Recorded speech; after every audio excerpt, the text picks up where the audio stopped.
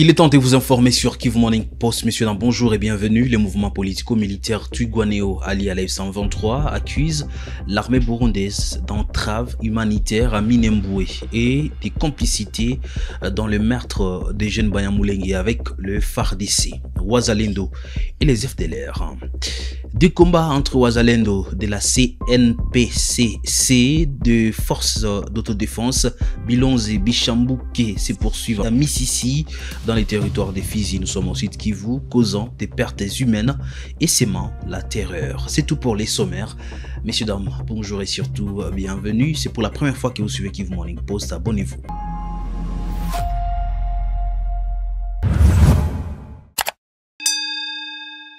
Le mouvement politico-militaire Twirwaneho allié à la F-123 a accusé ce jeudi 30 octobre 2025 l'armée burundaise d'un blocage humanitaire dans les hauts plateaux de Minembwe Sud Kivu. Les Twirwaneho affirment que parallèlement, plusieurs jeunes Banyamulenge sont tués par l'armée burundaise en collision avec le FARDC, Wazalendo et les FDLR. Fiston ici Mwami.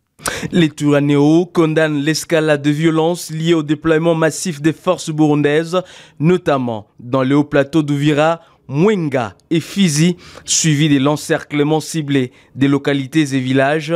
Banyamulenge déclare le mouvement dans son communiqué. L'armée burundaise serait déployée à plus de 10 000 hommes avec plus de 70 positions, de Rurambo à Kipubu, en passant par Bijombo et Mikalati. Pour les Twirwaneho, ces déploiements s'inscrivent dans une logique de blocus humanitaire total contre le Banyamulenge. Malgré les assurances données par le gouvernement burundais lors des entretiens avec nos représentants, notamment concernant l'ouverture des corridors humanitaires et de la levée des restrictions sur les voies d'approvisionnement en biens essentiels, le Burundi n'a pas tenu ses promesses. Au contraire, il continue de renforcer ses boucliers restrictifs par la multiplication constante des positions militaires, renchérit les Twirwaneho. Face à cette situation, le mouvement appelle les acteurs régionaux et la communauté internationale à agir dans l'urgence en exigeant du président burundais le retrait immédiat de ses troupes du Sud Kivu et la réouverture des corridors humanitaires dans le haut plateau de Fizi, Mwenga et Uvira. Les députés provinciaux Boubacha Tangania David a condamné les violences armées à Mississi dans les territoires des Fizi. Le 29 octobre 2025 à Uvira, des combats opposent depuis plus d'une semaine les éléments Wazalendo de la CNPSC à ceux des forces d'autodéfense Bilonze et Bichambuke. Ces affrontements débutés le 25 octobre ont causé des pertes humaines et sèment la terreur parmi la population. Les députés appellent à une résolution pacifique des conflits pour éviter de profiter à l'ennemi. Je m'appelle Honorable David Boubacha, je suis député provincial élu d'Uvira. En même temps, je suis président de la commission défense et sécurité de l'Assemblée provinciale du Sud Kivu. C'est par désolation, c'est par tristesse que j'apprends des différents affrontements ici des CNPCC, mouvement dirigé par le général autoproclamé William Yakutumba, et celui des FABB dirigé par Delphin Ngomanzito dans le territoire de Fizi. Des attaques qui aujourd'hui causent la terreur entre nos différentes communautés résidant des territoires de Fizi. Des violences armées causant aujourd'hui des pertes en vies humaines et matérielles. Selon nos sources sur place, il y aurait des enlèvements, il y aurait des vols de bétail, il y aurait même des tueries ciblées et des arrestations. Un comportement que je condamne fermement et je sollicite les deux parties prenantes aux affrontements de se rappeler des résolutions prises lors d'une mission parlementaire réalisée à Fizi par les caucus des députés élus d'Uvira, les députés provinciaux élus de Fizi et de Mwenga. Des résolutions qui nous amènent à pérenniser les acquis de paix. Nous sommes devant l'agression rwandaise. Les M23 et AFC utilisent aujourd'hui une arme de division intercommunautaire, une arme de division entre nos groupes du Wazalendo, quelque chose que nous ne pouvons pas tolérer. Nous devons bannir des messages de haine, des messages de division intercommunautaire, ce qui nous amène à rien.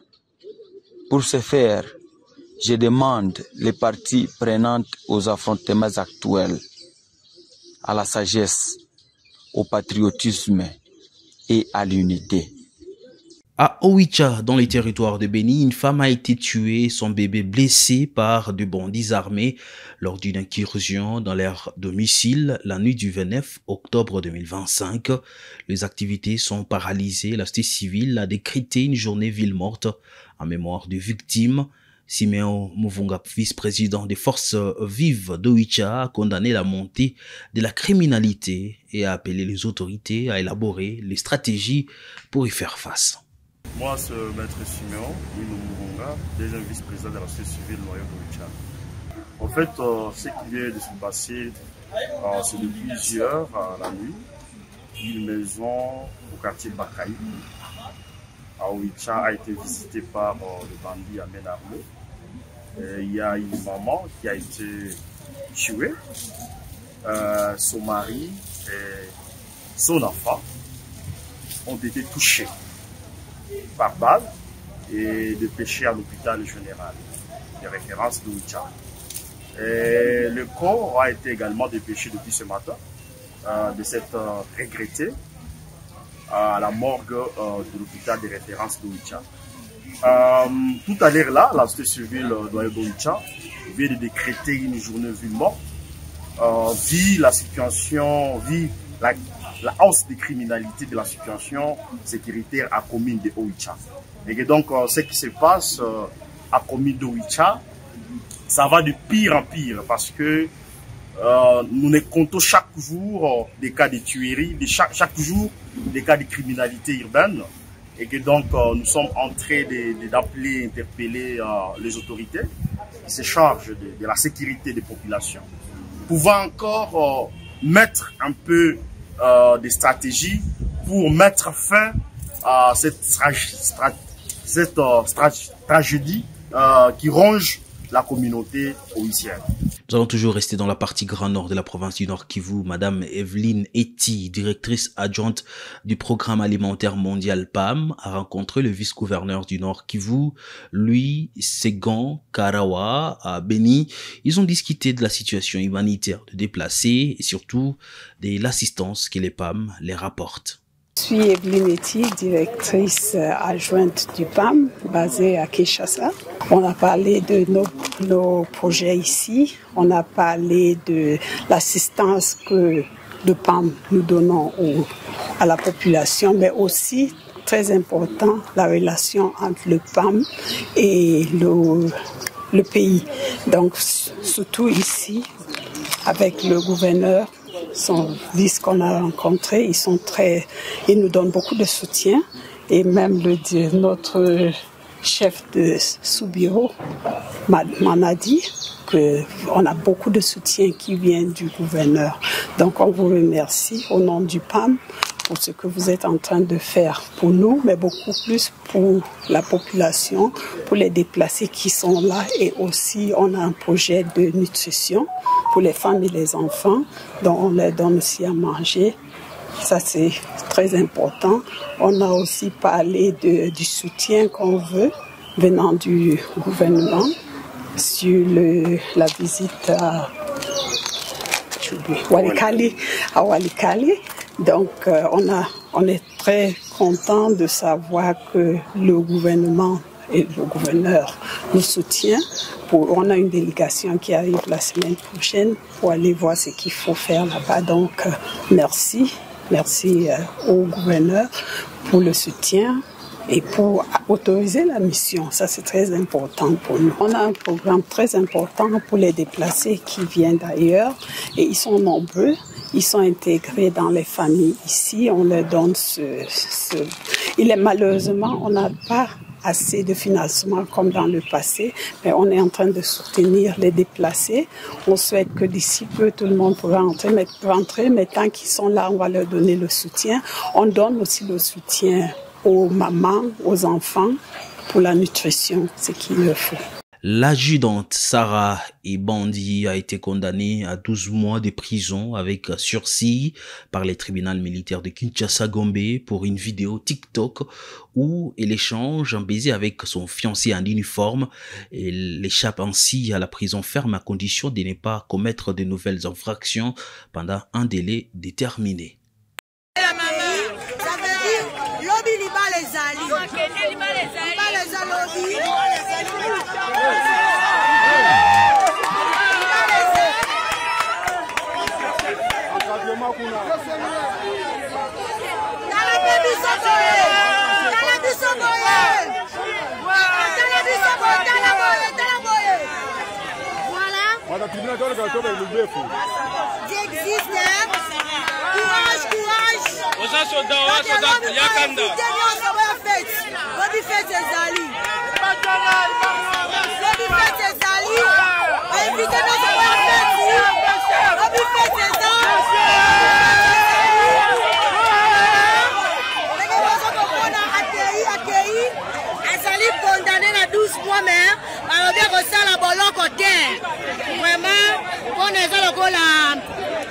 Punition ba pesi tel comme réaction ya bande ko ba participer qui na jugement mukolo lelo ndeko mo réaction na yo na moni ko participer mais mo bana ko lela za sengote ko pesa biso réaction wa ta ko le bino ba réaction ko bino réaction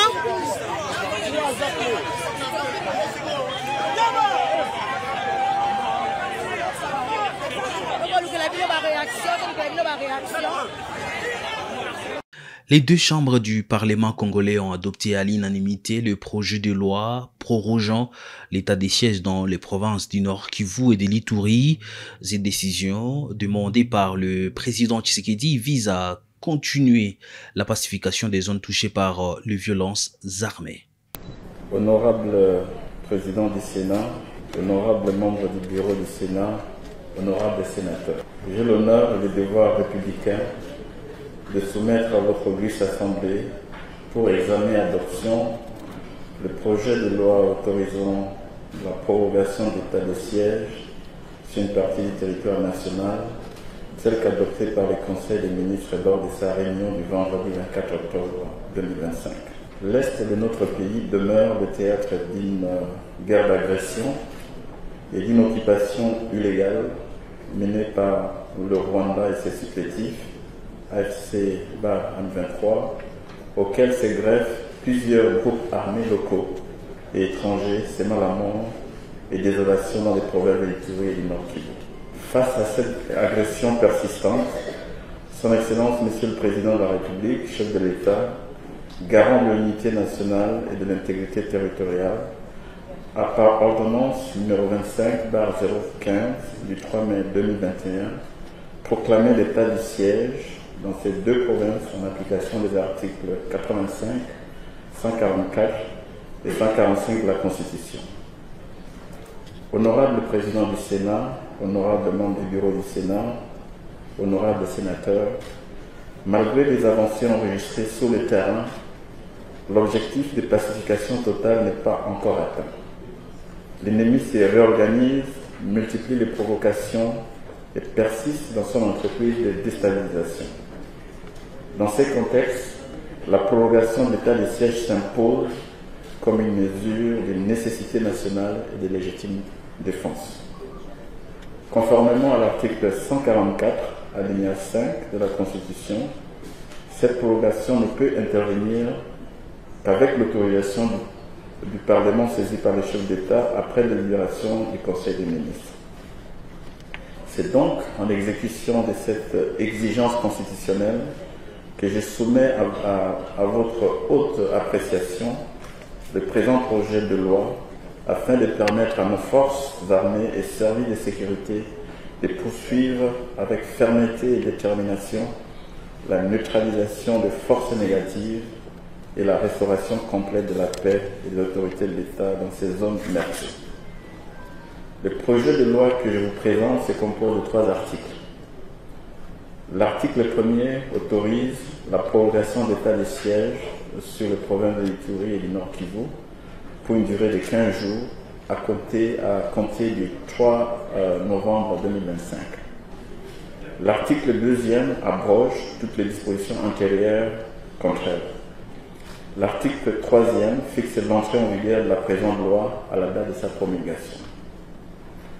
Honorable Président du Sénat, honorables membres du Bureau du Sénat, honorables sénateurs, la prorogation sollicitée n'est pas une formalité. Elle constitue un instrument essentiel de la défense nationale. Elle donne aux autorités militaires et civiles les leviers juridiques nécessaires pour protéger nos populations, sécuriser le territoire national et sauvegarder la souveraineté de la République. Telle est l'économie du présent projet de loi que j'ai l'honneur de soumettre à votre auguste chambre dans l'espoir de son adoption dans un esprit de responsabilité patriotique. Je vous remercie. Parlons aussi de cette question. La première ministre Judith Suminwa Tuluka a dirigé la réunion hebdomadaire du comité des conjonctures économiques le 29 octobre 2025. Le taux d'échange se stabilise et le marché connaît une accalmie grâce aux mesures de la BCC. Le comité appelle à revaloriser les francs congolais dans les transactions pour renforcer sa position. Des mécanismes de suivi des contrôles sont également renforcés dans le cadre du programme d'action du gouvernement. Nous sommes réunis en conjoncture autour de l'excellence Madame la Première ministre pour analyser la situation conjoncturelle du pays pour la semaine que nous avons déjà débuté depuis, je veux dire, ça fait une semaine maintenant qu'on analyse régulièrement. Donc il est sorti de ces analyses que la situation est essentiellement sur le franc congolais, comme tout le monde l'attend. Effectivement, on constate qu'il y a une accalmie et nous avons eu de bonnes nouvelles de la part du gouverneur de la Banque centrale, que les choses sont en train de se calmer, bien sûr, parce qu'il faut justement éviter qu'il y ait ces petites montagnes qui font que les gens vont avoir peur de continuer à utiliser le franc congolais, mais c'est plutôt l'inverse. Ils doivent être rassurés que le cours d'échange va se stabiliser et que dans les prochains jours, nous devrions constater petit à petit la stabilisation aussi au niveau des prix de biens sur le marché, des prix de biens et des services sur le marché. Donc c'est ça que nous sommes en train de surveiller et il faut que nous continuions à préserver la gestion budgétaire telle que nous sommes en train de le faire aujourd'hui. Le ministre de l'économie l'avait annoncé et nous voyons que la Banque centrale continue à surveiller les banques aussi, donc ça se fait de deux côtés. Donc il y a le travail de la Banque centrale, il y a le travail du gouvernement, donc ensemble on essaie de trouver l'équilibre parce que, comme j'ai dit tantôt, l'essentiel c'est qu'il y ait la stabilité parce que tout le monde, on n'aime pas de l'énervement sur le marché. La promesse du président de la République se réalise, donc la question du pouvoir d'achat qui est la première promesse du président de la République se réalise. Tous ceux qui consomment ou qui reçoivent le salaire en francs congolais savent bien qu'ils ont récupéré du pouvoir d'achat. Maintenant, la question, c'est nos habitudes de dollar. À chaque fois, nous calculons avec le dollar. Donc, il faut qu'on puisse se reprendre nos calculs en francs congolais. Comme c'est d'ailleurs, ça se fait les prix doivent être affichés en francs congolais.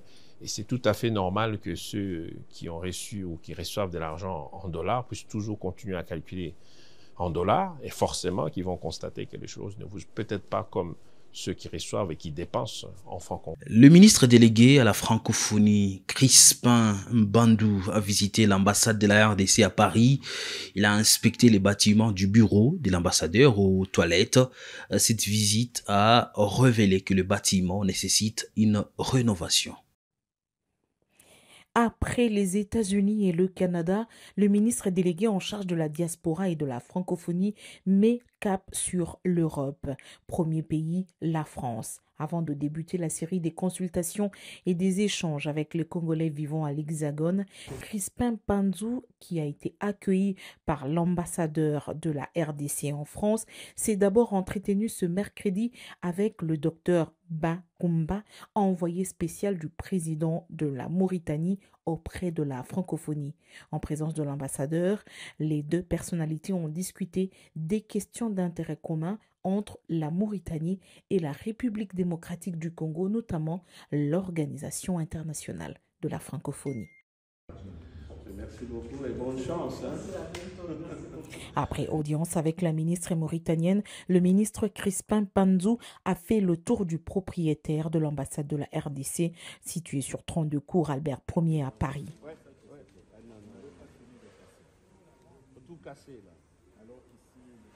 Le bâtiment est vétuste, le ministre Crispin Mbandou l'admet et nécessite une réhabilitation de fond en comble au-delà de la réhabilitation déjà amorcée par l'ambassadeur Émile Ngoï depuis sa prise de fonction.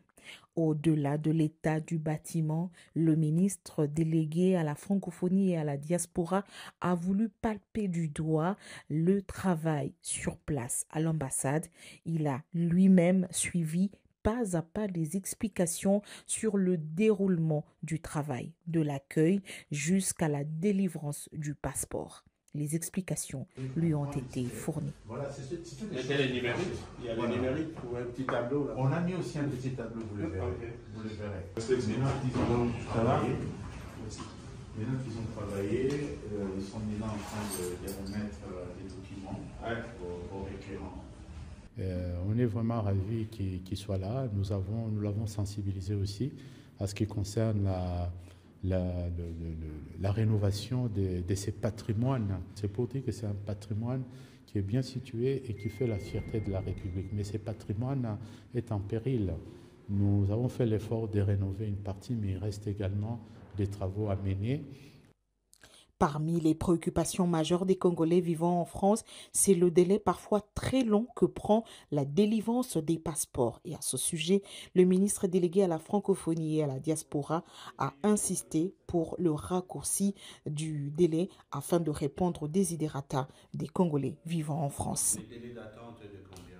Le délai d'attente aujourd'hui, puisque chaque mois, pratiquement, nous avons un lot de passeports qui arrive. Et en tenant compte de l'ancienneté, là. Il ne faut pas qu'il y ait quelqu'un qui capture aujourd'hui, reçoit son passeport dans le prochain lot, alors qu'il y a d'autres qui attendent. Ce que nous cherchons à faire, c'est de rembourser très rapidement ces passeports-là, des gens qui attendent, comme la 2005 au janvier, pour que maintenant, nous arrivons à une cadence où ce qui s'est... Donc pour l'instant, c'est un déficit, quoi, par rapport pour l'instant, c'est un déficit, mais ce qui est bien, c'est qu'il y a un flux. Depuis son avènement à l'ambassade de la RDC à Paris, l'ambassade reçoit chaque semaine plus de 130 passeports, ce qui représente une amélioration contrairement aux années précédentes, mais toujours un déficit par rapport aux nombreuses attentes. Et sur place, le ministre a pu rencontrer un cas litigieux. Passeport, donc en fait, la compagnie il fallait que les États-Unis na kota musala. Si le passeport banda kotisa et moi na lemba. Maman, on a deux moko et c'est le mois qui est dans la DHL 170 passeports. D'accord. Et vous allez Sengo que vous voyez le passeport na loi na yangwana moi tu peux ça. Voilà, que ça il y a un coordonnateur maman. Que ça est comme nous avons numéro de téléphone. D'accord. Ça la va et vient. Attendez là on a l'eau et zoya sur Congo ezali. Merci. Le Congo ezali na benga point focal, na soutien à ministre. Point focal pour pas faire ça en urgence. Ce week-end, Crispin Mbandou va échanger avec les Congolais de France à l'ambassade de la RDC écouter, puis échanger dans un cadre de concertation qui permettra de lever les équivoques sur certaines questions qui dérangent la diaspora congolaise vivant en France. Le ministre va boucler son séjour européen dans un premier temps avec la Belgique. Fin de l'actualité du jour, messieurs, dames, pour ce 30 octobre 2025. Merci à vous de l'avoir suivi.